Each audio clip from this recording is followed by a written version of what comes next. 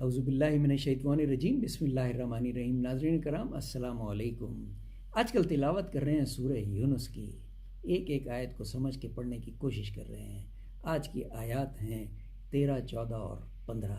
اگر کوئی آیت طویل ہوئی تو اسے ہم اگلی نشست کے لیے اٹھا رکھیں گے۔ وَلَقَدْ أَهْلَكْنَا الْقُرُونَ مِنْ قَبْلِكُمْ لَمَّا ظَلَمُوا، اور البتہ ہم ہلاک کر چکے جماعتوں کو تم سے پہلے جب ظالم ہو گئے، حالانکہ لائے تھے ان کے پاس رسول انہیں کھلی نشانیاں دے کر، اور ہرگز نہ تھے ایمان لانے والے۔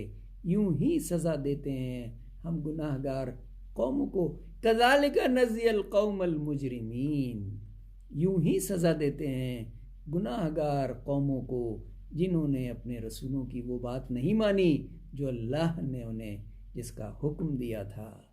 ثم جعلناکم خلائف فی الارض من بعدہم لننظر کیف تعملون، پھر تم کو ہم نے نائب کیا زمین میں ان کے بعد تاکہ دیکھیں تم کیا کرتے ہو۔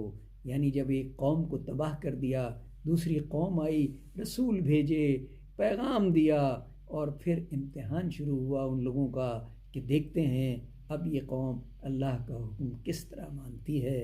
وَإِذَا تُتْلَى عَلَيْهِمْ آیاتنا بینات، اور جب پڑھی جاتی ہیں ان کے سامنے آیتیں ہماری واضح، کہتے ہیں وہ لوگ جن کو امید نہیں ہم سے ملاقات کی، قال الذین لا یرجون لقاءنا ائتی بقرآن غیر ھذا او بدلہ، قل، ان کو ملاقات کی امید نہیں ہم سے، لے آؤ کوئی اور قرآن اس کے سوا یا اس کو بدل ڈالو۔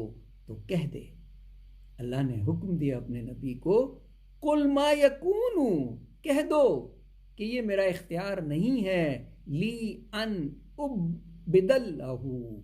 ابدلہ من تلقاء نفسی، یہ میرے اختیار میں نہیں ہے کہ میں اس کو بدل ڈالوں اپنی طرف سے، میں تابع دار ہوں، میں تابع داری کرتا ہوں اللہ کی، اور اسی کے حکم سے یہ آیات آتی ہیں، یہ احکامات آتے ہیں جو میں تم تک پہنچاتا ہوں۔